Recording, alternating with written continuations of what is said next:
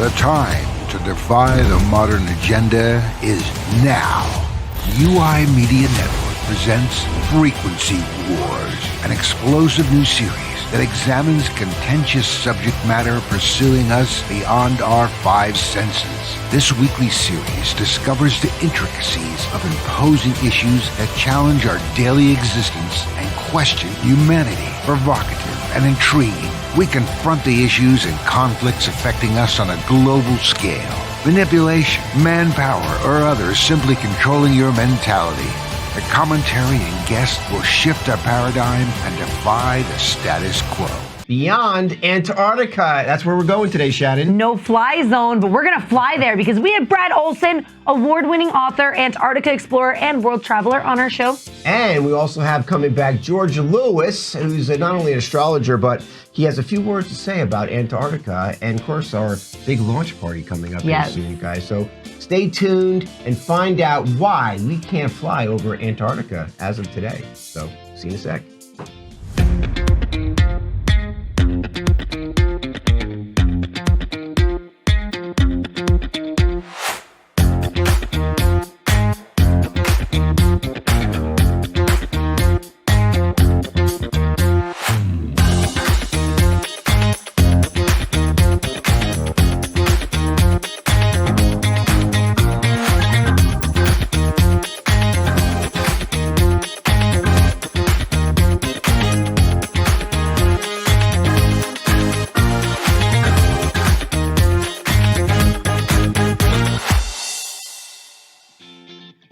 Welcome to Raising the Frequency with Tim and Shannon. Good morning. What do you have to say for that?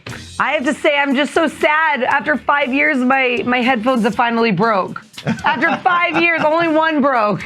Wow. So note to self. Yeah. Somebody who's the IT person around here. Who's the person that fixes that? Do not get another one because she takes it every 5 seconds. You know, no wonder it's broken. I don't. Good morning, you guys. I'm so excited for today's show. You know why? Why? Because we're going to learn about a conspiracy that is so wildly true. Yeah. And when you start going down the rabbit hole, it just blows your mind. Yes. And I've known about Antarctica, what's going on there for a long time. Look at him, Miss Braggatory, bragger. Why is this so new to, it is new to most people, and because who thinks about Antarctica? Who sits there? Nobody thinks about it. Nobody really travels there.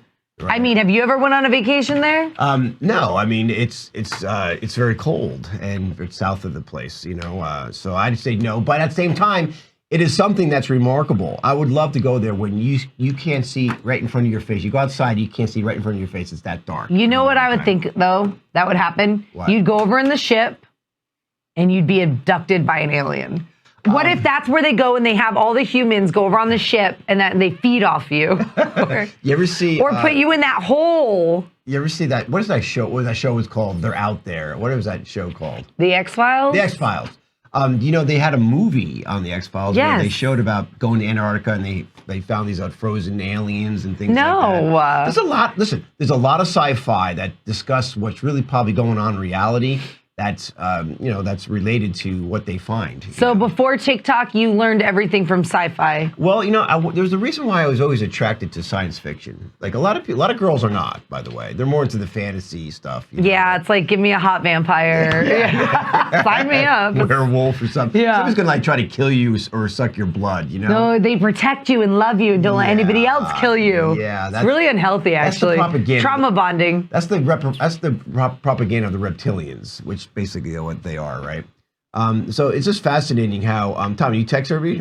All right. So what's fascinating is how I have to remind him every time. I know it's pretty bad. But what's fascinating is how many people look at Antarctica and they just see it as just this continent that's below that really gets no attention. And there is a treaty by almost so many dozens of countries. They all agree. We can't agree on anything, right? We're going to World War III right now with all these major countries, but yet we still all can agree that we're not going to explore certain parts of Antarctica and we're going to stay in our lanes there. Well, can you believe that? Let's talk about that. Let's let's really dive into this because this is freaking fascinating. Yes. There is, I think, 7 countries or 12 countries that own Antarctica. Did you know that not one country can own it? But why doesn't America own it? No countries can own it. Why do you think that? Why, But a bunch. What happened? Well, Admiral Byrd in 1947 made a flight into the South Polar region of the world, and guess what he found? What? Oh, he saw a strange valley below them. Do you know this story? So do you want me to just read it? No. Because I can just read it. Well, what happened was, Operation High Jump too, which we'll have to talk about later on. Maybe George, we could talk about, or even with Brad, is basically right after the World War II. We thought we defeated Germany, but it turns out a lot of the Germans were living and already explored down in Antarctica. And that bases, I think it was Swaziland. What was the name of that base, Tommy? Ashley? Nobody remembers, Tim. Anyway, Swaziland or something like that. No. Anyway, so they had this base down there, and supposedly, the story goes, is they ran into some extraterrestrials. And I don't know if they were already passed, or they're alive, or they interacted with them, but they were able to build these basically, flying saucers with German signia on it, the Nazi signia. But that's not Byrd, right? Well, I'm just saying this is what Byrd was then given the orders from our country and other countries. We had many countries take this brigade, not brigade. What do you call that? Adventure. Well, all these battleships and warships down to Antarctica. Was it 1946, right? 1947. 47. And within a short period of time, the whole world got their asses kicked by something unknown, which we don't hear much about because it's all been quieted. And they come back, and I guess Truman was there, Truman and Eisenhower, and they come back, and we never hear about it until we find Admiral Byrd's private diaries. Wait, when was Reagan? Was it Reagan that was president that said no? He's the one that did the Antarctica Treaty and said the no-fly zone. Was that Reagan? No, Antarctica Treaty was way before that. But look it up. All right. Where's our research department? Yeah. Let me read this part. This is interesting, Tim. Good. They took off from their base at South Pole. They managed to fly 1,700 miles beyond it. And that's when they saw a strange great valley below them. For some unknown reason, the valley Byrd saw was not ice covered as it should have been in the Antarctic, but it was green and luscious. There were mountains with thick forest trees on them. There was lush grass and underbrush. A huge animal was observed moving through the underbrush, which, by the way, apparently there's like woolly mammoths and animals that were extinct there. So I wonder if that's where they're keeping kind of, I don't know. So that's why people started to explore, was because of his findings. And then he said it was a great doorway entrance leading deep into the unknown interior of the earth. They call it the Great Door. And this secret door must open to the cavern world. It's an inner earth. There's 45 miles of this hole in the middle of Antarctica somewhere. We don't know exactly, because if you go on Google Maps, you can't see it, right? Oh, they photoshopped it. They put something above it. I went on it last night. Did you? No. Oh, it's ridiculous. I did a long time ago. But go on Google Earth. By the way, there's islands named after the richest families in Antarctica, which is really weird. Yeah. I have a video of the photoshopped. Oh, you do? I do. See, we did our due diligence. Good morning, Chastity. My favorite time of the day with you all. Thank you. We love you. I got it. Okay, you playing it? Play it. And look, this is a view of Antarctica, right? You scroll in, and there's all this ice, right? But it's weird. It's like a grid. Like, there's clearly some things they don't want us to see blocked off. But then, even weirder, you go over here, and it's like sand. Like, what? That looks like sand. And then you come over here.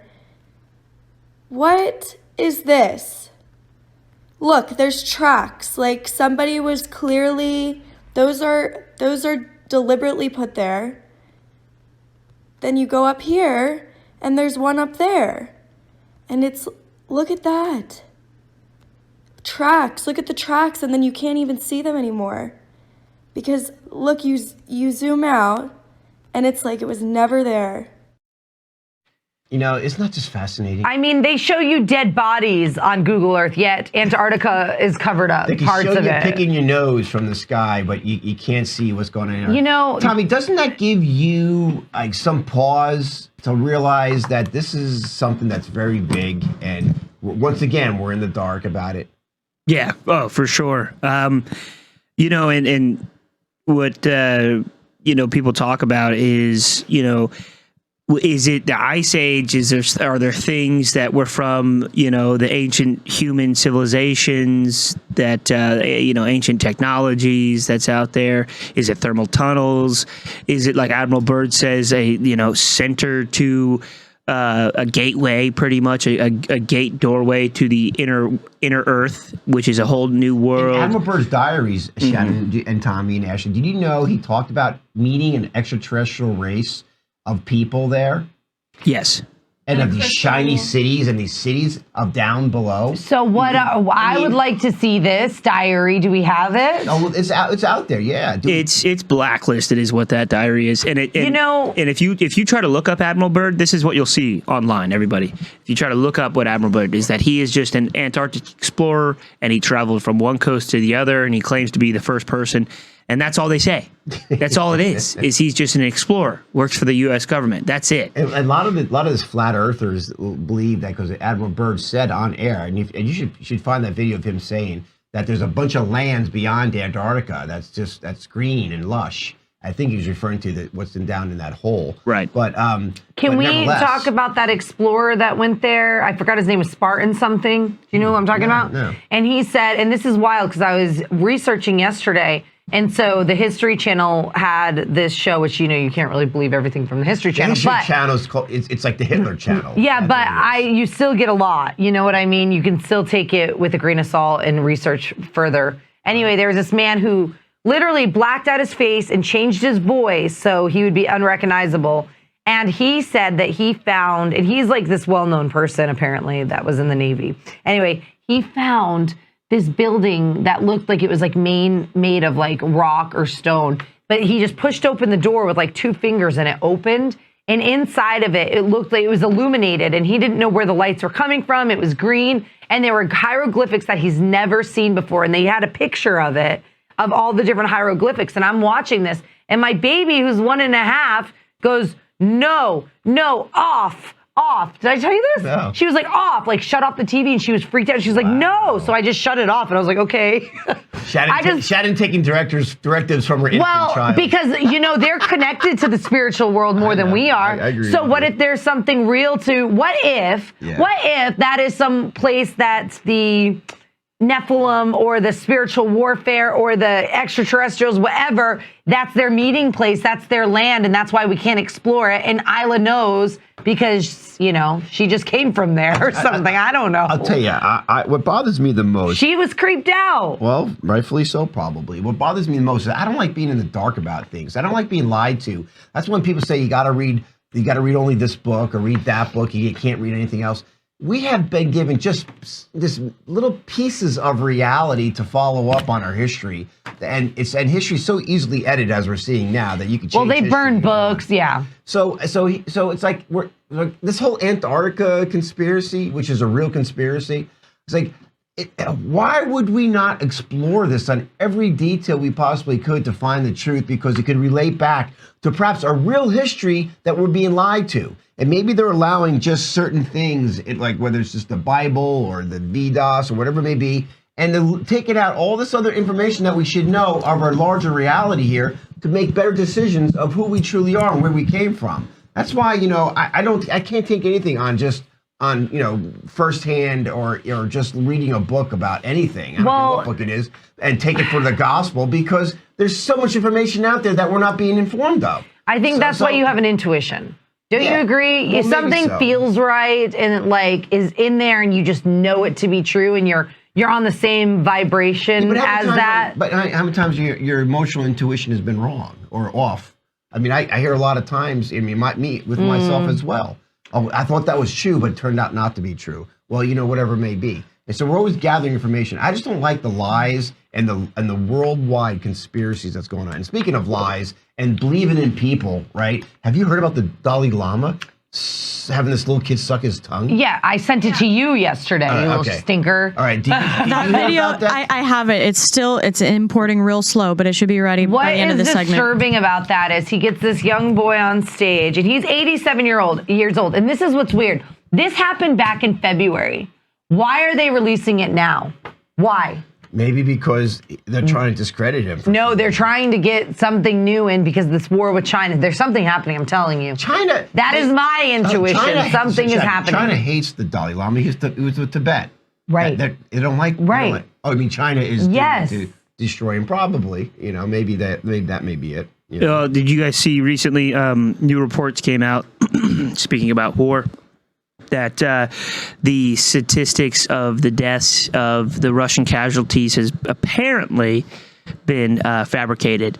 So Ukraine has lost apparently much more, but the fact of the matter is that it's all propaganda. It's either pro-propaganda or anti-propaganda. It's like, what's true anymore? Exactly. I mean, everything. How do we even make decisions? And do you think it's done deliberately to create cognitive dissonance so people just totally turned off and they want to hear about it? Absolutely. I mean, well, it's also to shape reality. The famous story of the people locked in the cave and all they saw were shadows. All they could see were shadows. And those shadows, no matter what it was, it could have been someone putting on a puppet show. It didn't matter. That's their reality because that's their perception. And if that's their perception, that is their true reality, is what they're experiencing. Yeah. And this is what I do believe to a certain degree, is that when we're all in the conscious mind, there's true energy. We can truly shift certain things in this world when we're all in one conscious mind and United intention. United intentions. Absolutely. We have this Dalai Lama video up ready to go. All right, so real quick before we play this, I want to also say that the Dalai Lama endorsed, I think gave $1 million to endorse that NXSM. I'm not saying this right. It's a sex cult from Hollywood that got busted a couple years back.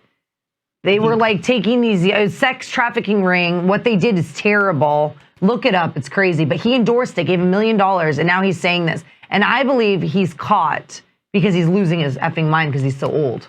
But so you think he's losing his mind? That's why he's doing it so publicly. But he was always a pedophile. Yes, absolutely. Wow. Or they're doing it. I don't know. Here, watch the video. Is there anything sacred anymore? Anyway, let's play the video. To go after these children, yeah.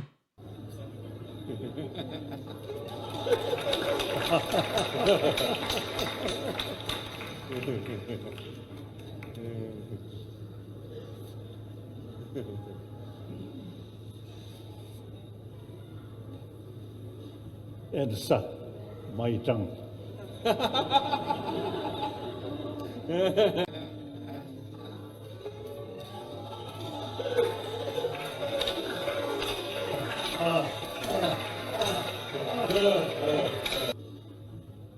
And son, my tongue.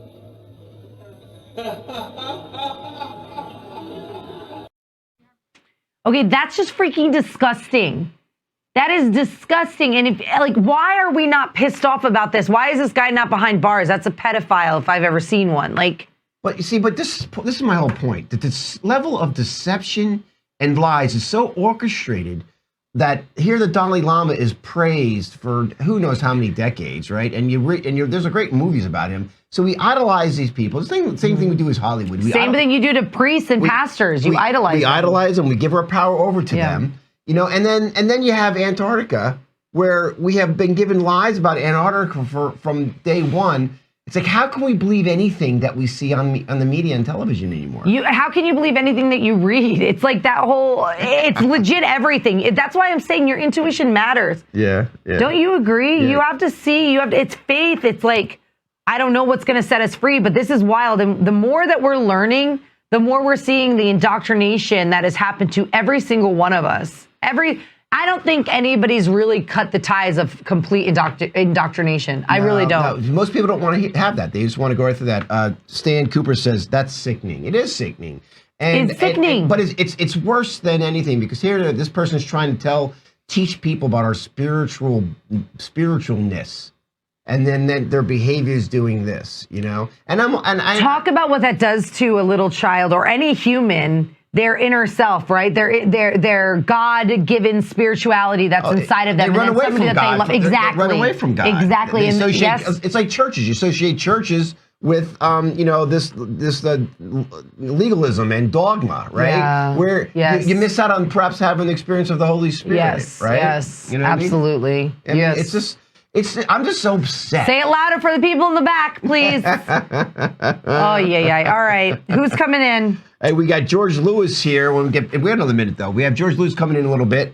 And we're going to talk about this Antarctica and maybe a little bit about some past history. Because, listen, you can't trust our history at this point. So when they talk about Atlantis and Lemuria, and you have to give it some credit, or at least some ear time, because people like the sleeping prophet, you know the sleeping prophet is? No.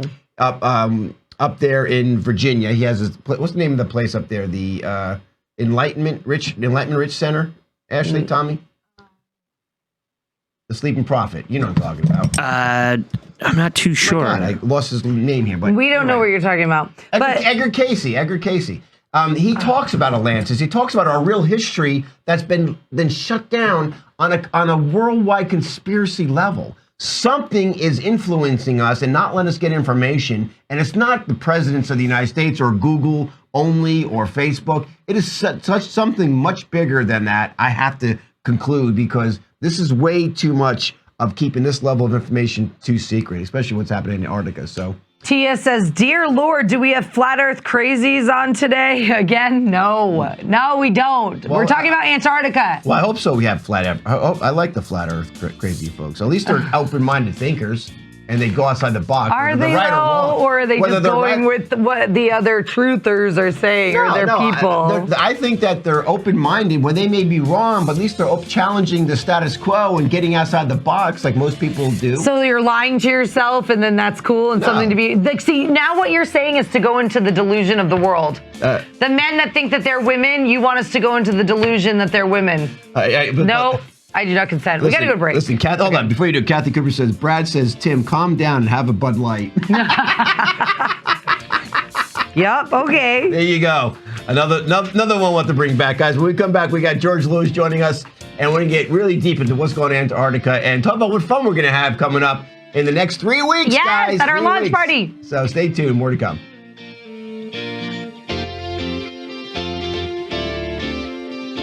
Back to Raising the Frequency with Tim and Shannon. And guess what we have now? A huge guest world traveler on our show. But an Antarctica explorer and a best-selling author, too, Brad Olson. Welcome, Brad.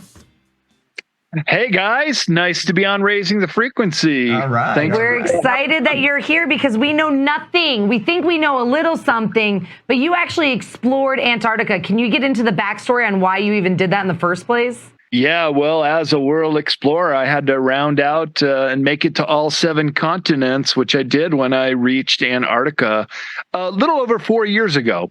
I had to get down there via South America, and it was a total 4-month trip. And I bought a Ford Expedition to drive from Chile up to Peru, then down through Bolivia, all the way the full length of Argentina, and that's one big country, all the way down to Ushuaia, Argentina, where 90% of all the boat traffic leaves to go to Antarctica. Now, most of those people are on cruise ships, but I was able to get passage on a sailboat, and I went down there with, there were 14 of us on a 72-foot sailboat to the Palmer Peninsula in Antarctica.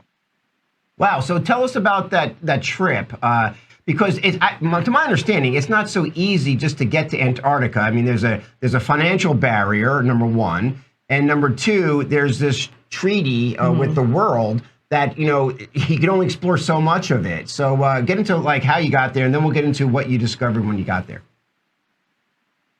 Yeah, and one of the reasons I speak about Antarctica is to clear up a lot of the misconceptions about the treaty, about being able to go there.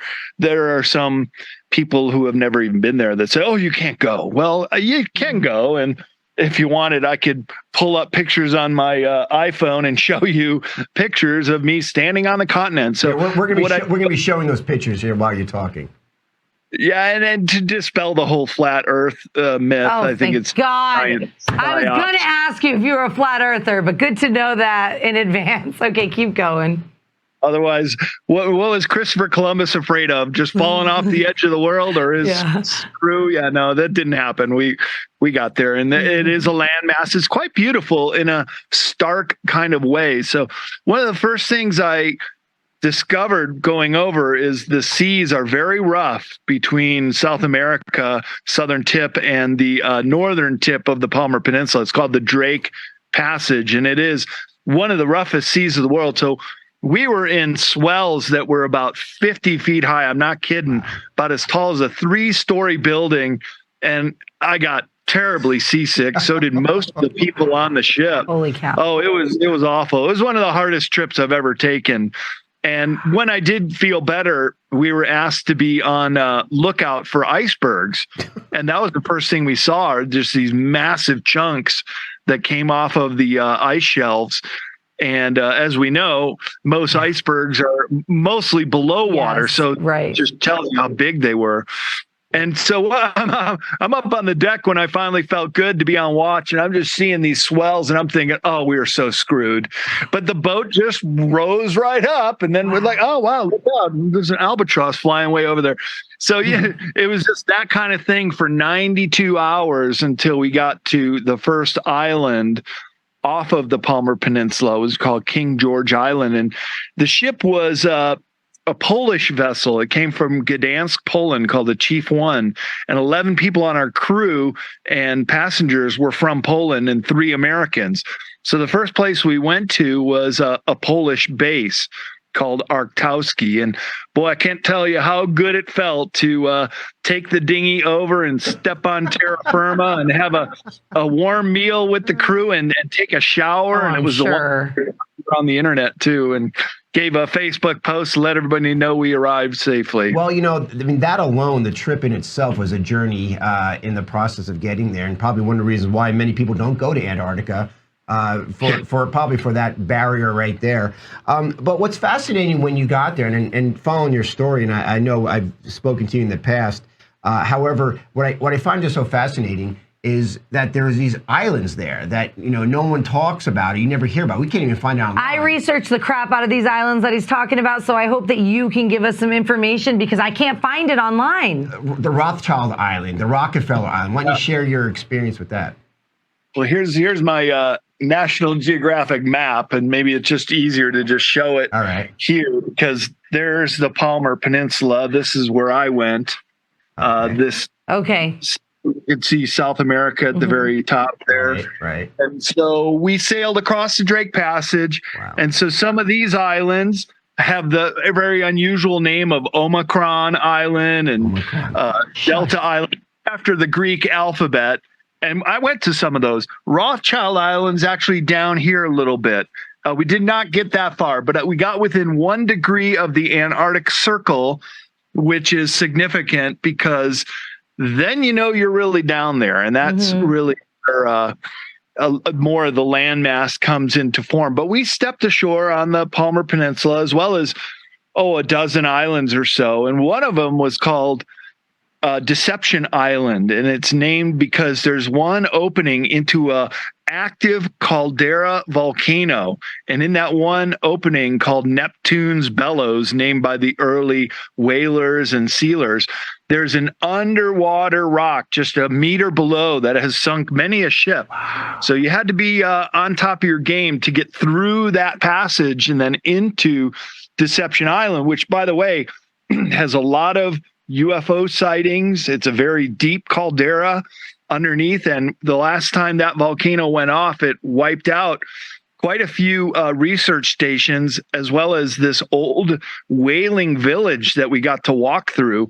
And even reading in the Lonely Planet book, and there's a whole book, 256 pages on Antarctica by Lonely Planet, it describes a hot spring there. And we got out there and we went to it. Had the tide not been coming in, could have just stripped off our clothes and taken a hot spring in Antarctica. But instead, we just rolled up our pants and walked through it, and it was quite warm water. Just had been starting to mix with the very cold water inside the caldera. Did they stop you, or can you just go freely wherever you want there? So that's one of the misconceptions about going to Antarctica, and this is kind of interesting. We had to go to the Argentinian Navy in Ushuaia. and get our passports stamped out of Argentina after being stamped in, right? So anybody who travels internationally with a passport knows that when you leave a country, you get stamped out and then you get stamped right in. But for 26 days, the duration of this trip, we didn't get stamped into anywhere. And so it wasn't until we got all the way back to Argentina that we got stamped back in again. So this is like this 26 days of missing days while we were down there. Was that protocol, but indeed, or you guys just got a lucky break? No, it's protocol, and it would depend on where you're leaving from. So for McMurdo Base, which is on the other side of Antarctica, the flights come in from New Zealand.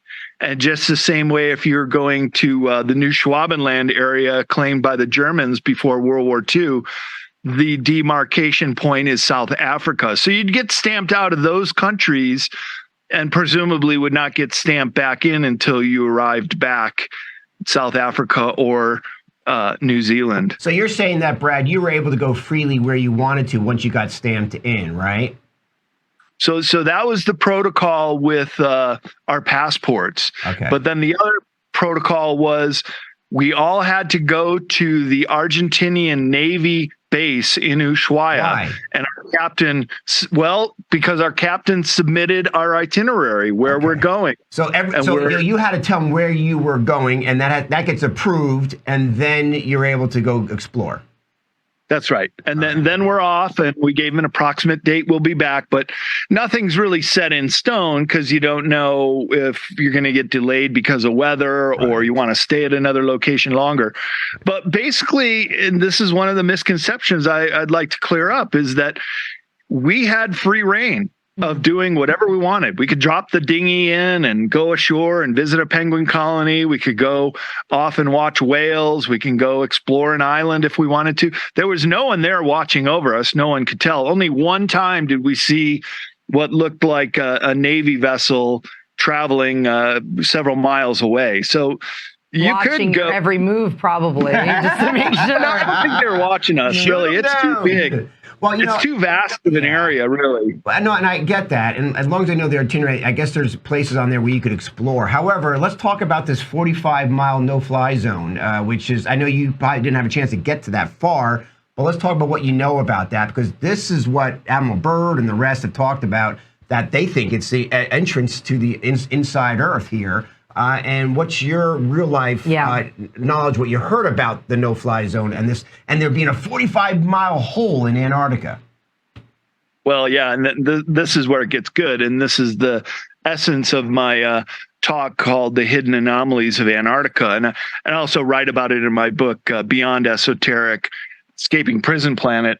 A lot of my Antarctica findings, and so the big question is this hole in the ice, and it was discovered by Admiral Byrd as the first aviator to fly over the South Pole. He saw it, but he didn't go back to it, and he didn't bring his plane into it several years later, right after the Battle of High Jump, which was the Operation High Jump, which went down to confront the Nazis in their base in New Schwabenland.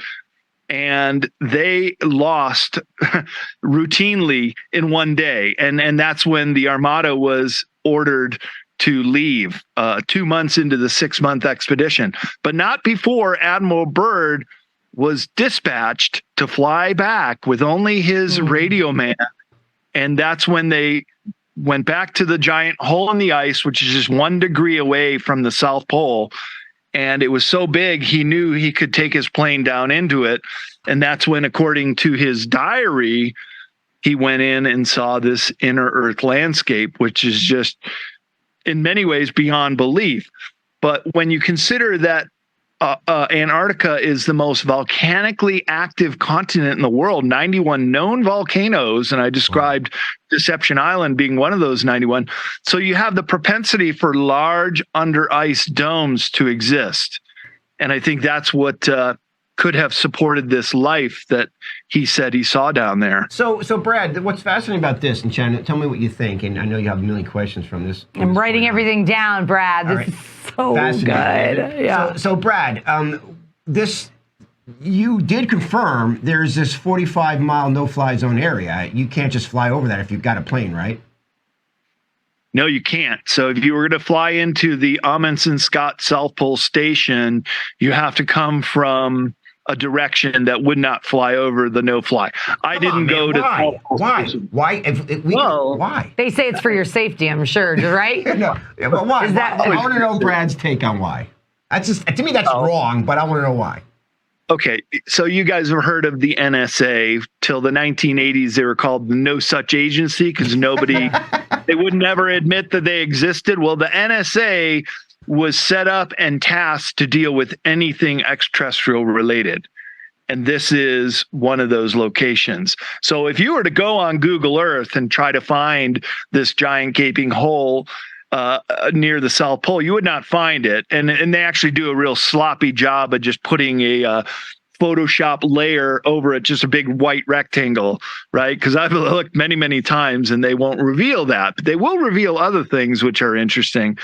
So the NSA, yep, they're out there at South Pole, and they even have a building in the McMurdo base, unnamed, nothing on it, but everybody knows the NSA works out of there. And it's presumably to protect this hole under the ice and what exists down in it. So, you're no stranger to the cabal and New World Order and things that are kind of becoming more mainstream today than last 3 years and ever before. I mean, a lot of people are waking up to this. And here we have this treaty, Shannon. We have a treaty that, how many countries are involved in this treaty that agreed back with? 7 or 12? I don't know. Well, the countries that have agreed are several dozen. Yeah. But there's 7 countries that lay claim that have a slice of the pie. It's kind of divided in a circle and they each take a pie. Now, the Antarctica Treaty says, well, you can make a claim, but it's not really effective. And this treaty went in the early 1960s. And by all accounts, it's still very active and it's holding its power. And so the main part of the treaty is no mining, no harvesting animals, no taking home extraterrestrial bombs. Well, that's kind of the unwritten one. No taking home extraterrestrials to your parents. But this is the thing, though. There's so much. You even said there's so much misconception and false advertisement basically out there. So is it true that there's a wall, that nobody knows what's beyond the wall? Is it true that there's blood-stained snow because of volcanoes? Is it true that they find hundreds and hundreds of dead explorers that are trying to figure it out anyway? Is it true that there's a building with hieroglyphics and green lighting inside of it by a Navy SEAL who went there and like he's anonymous? Did you know all this? Is any of that true? Boy, that's quite a bundle to unpack. I know. Welcome to my brain. Welcome to Shannon's brain, Brad. Shannon, I'd say for the most part, none of that is true. However, let's take them one at a time. Okay. The blood red, yes, that's a mineral deposit that's flowing out with the melting glacial water, and it's iron rich, so it comes out as red or brownish. Yeah, that's true, but it's easily explained. On the ice, I think, is one of the bigger mysteries here, and whether those Navy SEALs or the Spartan 1 and 2 that talked to Liverpool now. Yeah, that saw the hieroglyphs on the big octagonal shaped black basalt craft. Well, I know where they said that's located, in the Beardmore Glacier up on the Transantarctic Mountains. But how can I verify it unless we were to go there? And this is what the NSA protects. So there are craft under the ice. There are supposed to be 3 motherships that have been known about since the 1970s that this letter agency is nicknamed the Nina, Pinta, and Santa Maria. And one of them, I think I can't locate.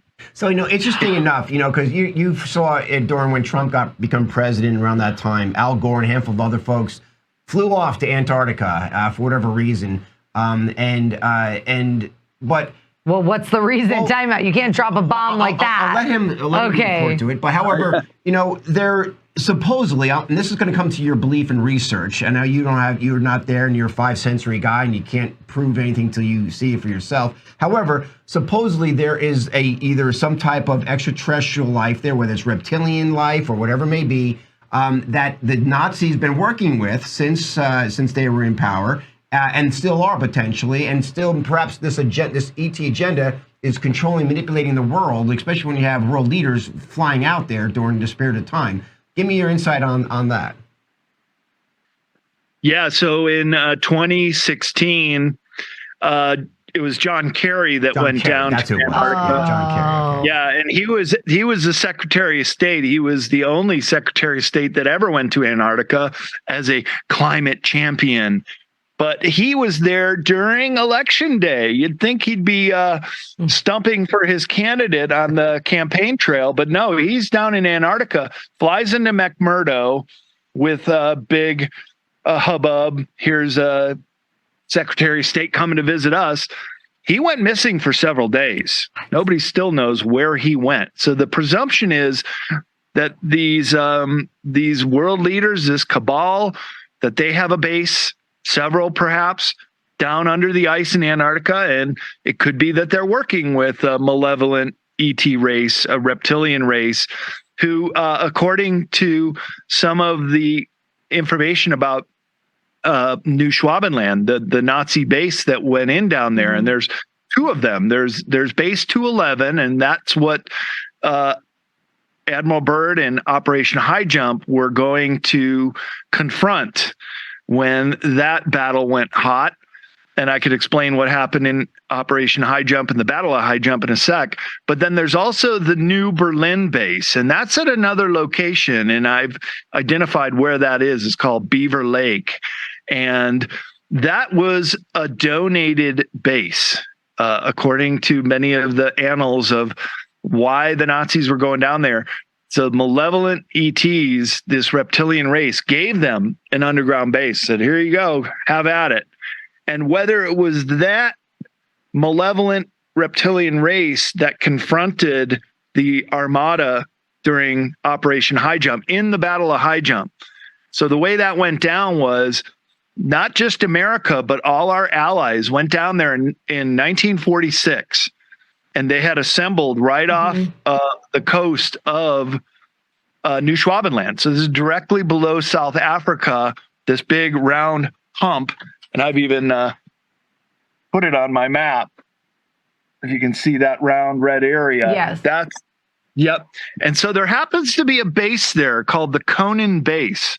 And much to my amazement, when I was doing my research and poring over maps, I found that there was also in 2013, that you can still find it on the Wayback Machine on Google Earth, they were doing an excavation right at the GPS coordinates for this Conan base, which has been there since before the Cold War. And I think the Nazis discovered one of these three motherships under the ice. So in my presentation, you may recall, I showed some images from Google Earth where they were excavating this massive craft under the ice.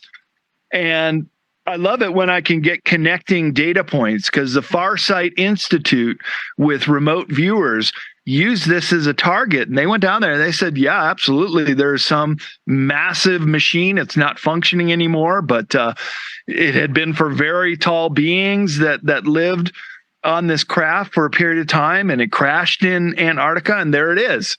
So that's all part of why the Nazis were down there, was to then get this backward engineered technology and I think bring it back to Germany. And we're working on craft of their own, the Honeyboo craft and the Vril craft, and even a big cigar-shaped, like a mothership craft, that the blueprints have come out.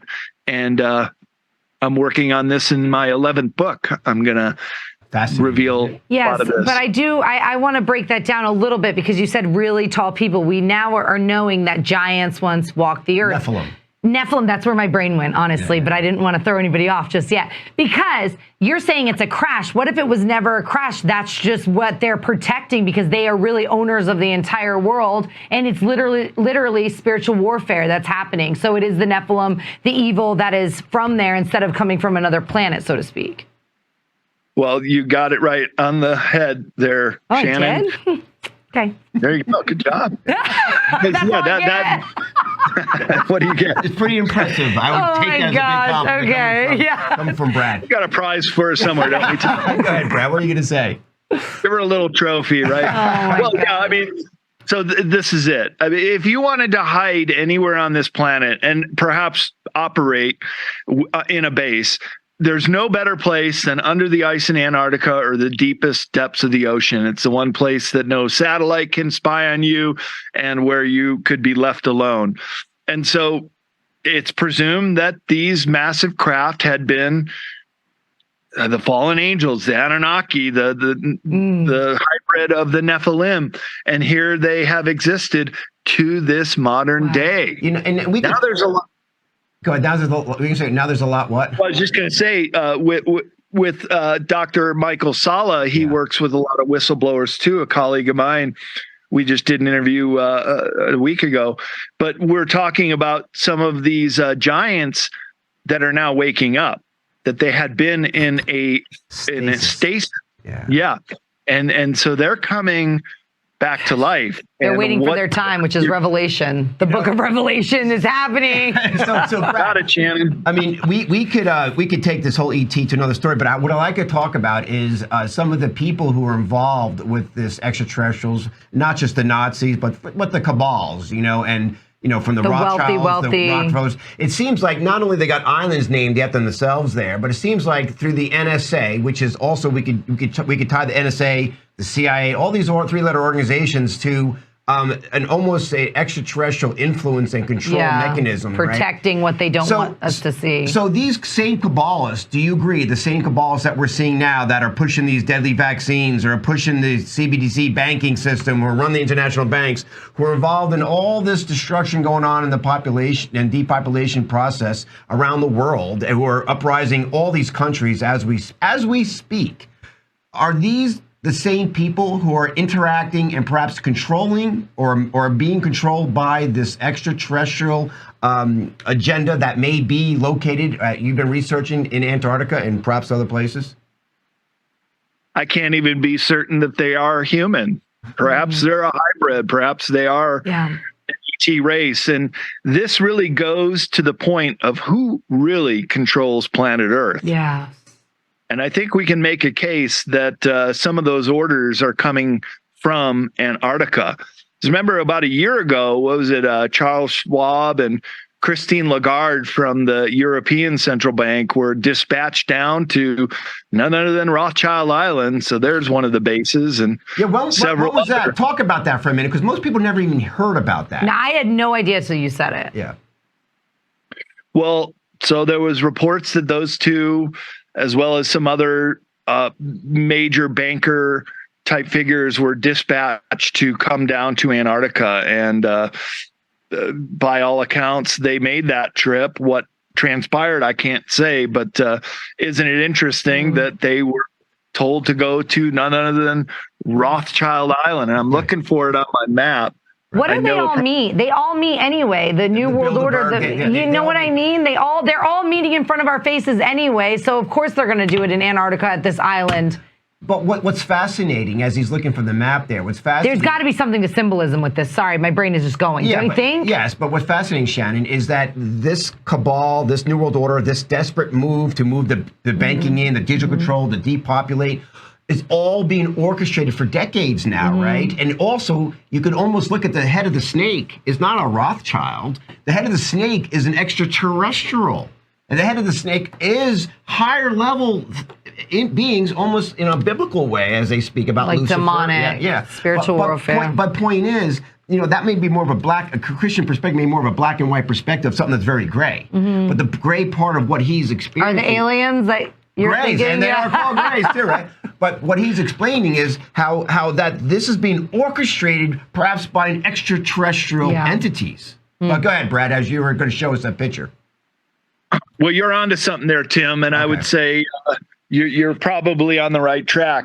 I can just show you that there is the Rockefeller Plateau, and this is where the missing scientists that Linda Moulton Howe was also talking about, where they went missing. Isn't that interesting? It's named Rockefeller.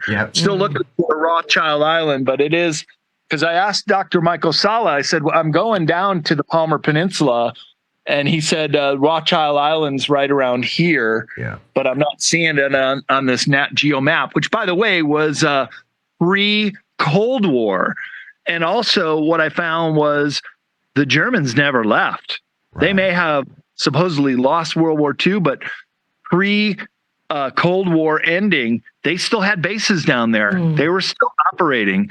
So this dark cabal in its many manifestations, whether it's Nazis or the bankers, Rothschild and Rockefeller place names, or whether it's ET or hybrid, you have the possibility that they are existing in this forbidden land. And there are parts of it where you can't go. For example, we talked about the hole in the ice. There are a couple other no-fly zones, but for the most part, where I went in the Palmer Peninsula, that was accessible. That was allowed. We were allowed to go there, and that's where the cruise ships go as well. So I don't think they're really hiding any secrets in that particular part. But what another thing I really have to emphasize, and I talk about this in my presentations, Antarctica is huge. It's the 5th largest continent in the world. So the distances are very vast. There are no trees, there's no grass, there's nothing green down there. Anything you want to eat, you have to bring from one of the other continents and down there. So travel is very expensive. To get from point A to point B is not as easy as you might think. It's not like getting on a flight and flying to Cleveland. Can't really do it like that. In fact, right now it's winter. It's starting fall into winter season, and on the entire continent of Antarctica, there's only 1,000 people that live there. And they're the skeleton crew for some of these bases that stay open year round. But before Antarctica was discovered in 1821, so just a little over 200 years ago, it was only discovered by the whalers and sealers that went there. Of course, there were no native people that lived there. There were no population that could survive because the conditions are so harsh and cold. Right. Unless you're in that hole. Seriously, where there's a forest and everything. You'll never know because of no-fly zone. Why can't we put a drone in there? Shannon, everything will probably get shot down at this point. NSA is running this deal. But you know what's fascinating, Brad, is what I know we got to get going here shortly, but tell us what's next you're working on, because your research and the fact that you actually went to Antarctica just brings a whole nother level of understanding of and credibility for people to understand this extraterrestrial agenda that seems to be unfolding as we speak each day. So what's next on your agenda? What are you working on now to kind of help round things off and explain to the citizens of the world of what's really could be going on? Well, I'm going to break this story on raising the frequency right now. My 11th book is going to be called Esoteric Antarctica. Ooh, yes. Fourth in my series, after Beyond Esoteric.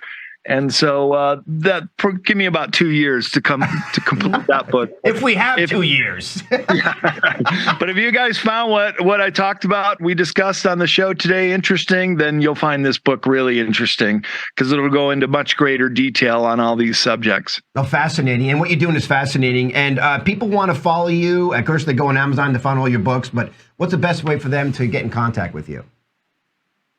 Sure. So you can go to bradolson.com, and there you can find all my upcoming conferences. I'm heading down on Friday to drive to Sedona, Arizona for a conference there, flying to Illinois in May for the Journey of Truth, Contact in the Desert in June, and Mount Shasta Summer Conference also in June. So I got just about every month, 1 or 2 conferences all the way until October, which I'll be back to the Spiritual and Galactic Informers connection in Orlando, Florida. So we'll be there with you as well.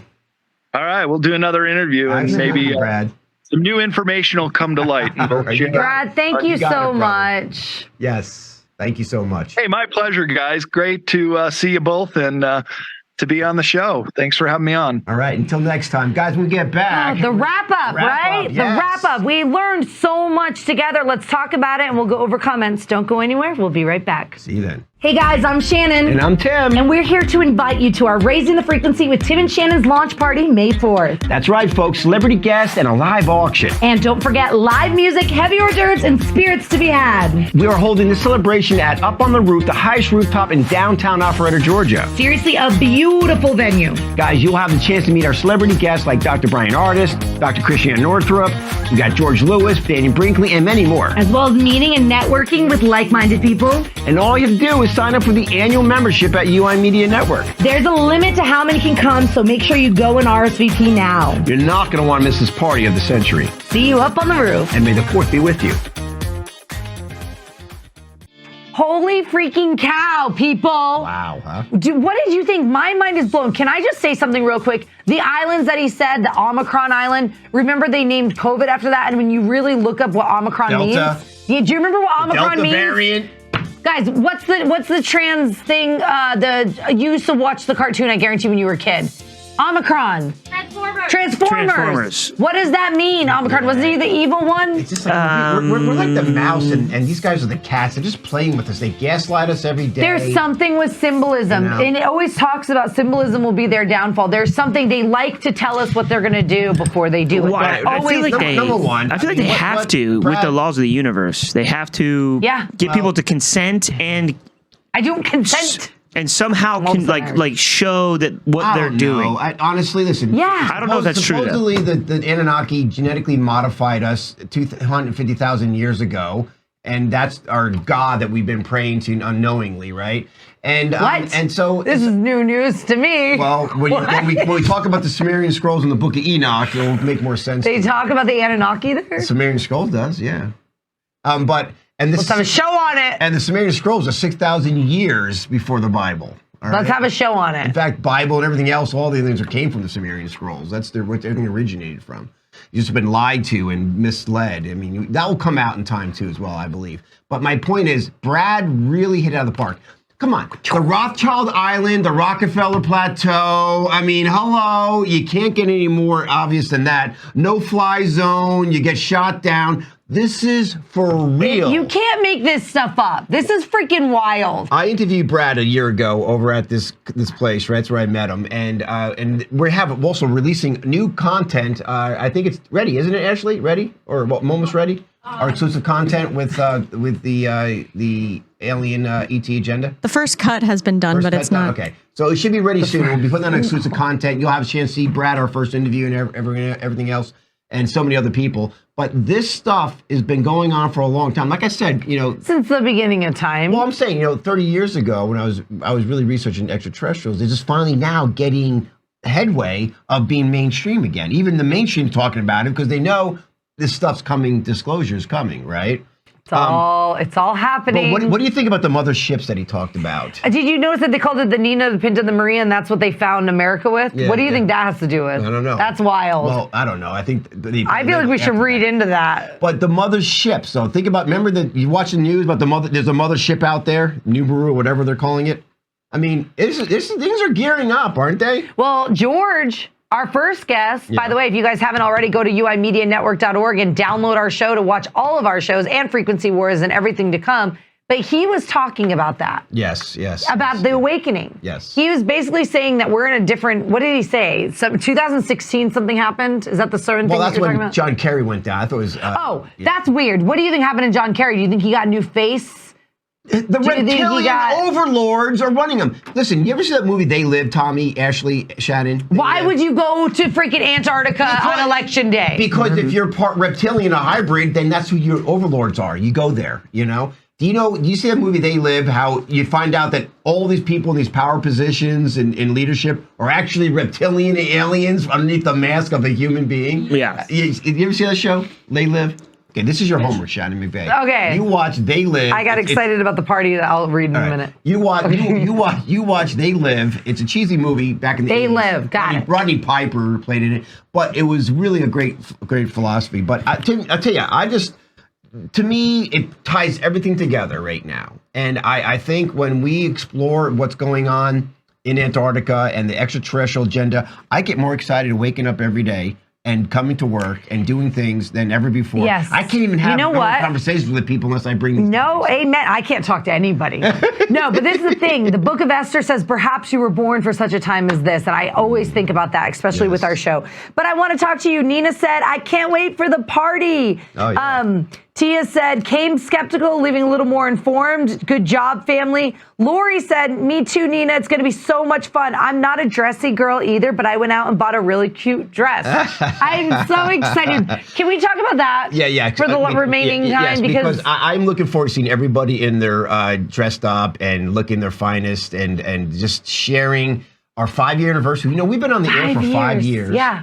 Can you believe 5 that? years. You've been waking up with us for 5 years, you OGs. I know. And I love you, and I'm grateful. There's not a moment that goes by that we take it for granted. No, and listen, we've had our hard times too. I mean, we've been kicked off FM radio. We've been censored. We lost our 100,000 plus Facebook. Yes, we lost sponsors because of it. We lost a lot of stuff. But we stayed the course. Yes. And we stayed the course, and you stayed the course with us. Yes. And that's why, there is rewards for that. It doesn't go unnoticed. We notice you, we see you, we thank you. And we have so many people or influencers are coming here. The Dr. Brian Artis, who's a big supporter of ours, Christiane Northrup, Dr. Christiane Northrup as well, Daniel Brinkley, George, and so many more are coming. Jennifer Margolis is coming to hang out with us, and so many others. It's just every day more and more people. But it's like when you keep your frequency going, you attract these level of high integrity of folks. And that's where I believe that this is going to be a transformational night, 2 nights, the VIP and the party, because this is going to be where we're going to be able to, amongst all the chaos, stay focused on love, stay focused on family and friends and what's right, and being righteous. And the righteous meaning believing what is the right and good thing to do in life, right? Yeah. Don't you think so? The right and good thing that... Just be good and love others, because sometimes you might think something is the right thing and I might think it's the wrong thing, and that's okay. And then I'm always right and you're wrong. Right? No, sir. No, sir. What does Chastity say here? Where? I don't know. It says, 5 amazing, truthful years. Just fabulous. Absolutely, Chastity. Oh, I love that. We have Chastity, a new show. thank you. We have a new show coming out on Frequency Wars this Wednesday. That's tomorrow. Wow. It's called Who's Who. And it's all about the World Health Organization. Oh, the WHO, and what they're doing. And we had a couple of great guests on who really, one was an MD who just got manhandled over the last 3 years by the CDC. And this one gentleman who's been speaking about, and he's the biggest advocate for people how you need to get the WHO out of our world and out of our lives, and why they're so dangerous. So stay tuned for that. It's going to be pretty mind-blowing information. OG Nando says, it's going to be so amazing. Can't wait to see y'all. Nina said, I found you guys around 3 years ago. Now you're my peeps. Katie said, can't wait to you guys get the Galactic and Spiritual Informers exclusive content uploaded. Yes, Katie, it's coming very soon. It's all been our first draft of editing's done, and so we're hopefully going to have them next 2 weeks. And on top of that, I think the week of the 17th, what's the week after the 17th? The week of the 27th. The week of the 21st. The 21st. We're launching our Dr. Artis's the snake venom, the venomization of what's been going on, what's really behind the COVID-19 virus. And we're releasing that exclusive content only on UI Media, and you can watch it if you're an exclusive member. So make sure you sign up. Not only sign up, you get to watch all this information, but you get to get a ticket, the golden ticket, to come to the party. Come on. Bam. Boom. Ashley, our show next week, is it on mRNA? Should we do it on mRNA? Yes, mRNA. Because I think it's important, not just the mRNA, but the mRNA they're putting in our foods, that they're shooting up our livestock. They're making lettuce with mRNA. And they're doubling down. The WHO is going to get an ID for passports. You have to be vaccinated. So we need to really break down what is mRNA. Yes. What is it? What is it going to do to you? Yes. And so on. Great idea. Great thought. Yeah. I love it. So, wow. I didn't even tell you, but just RSVP right now before it's too late, because I don't want to be saying I told you so, all right? So, and we love you. Yes, we do. See you next week. Ta-da.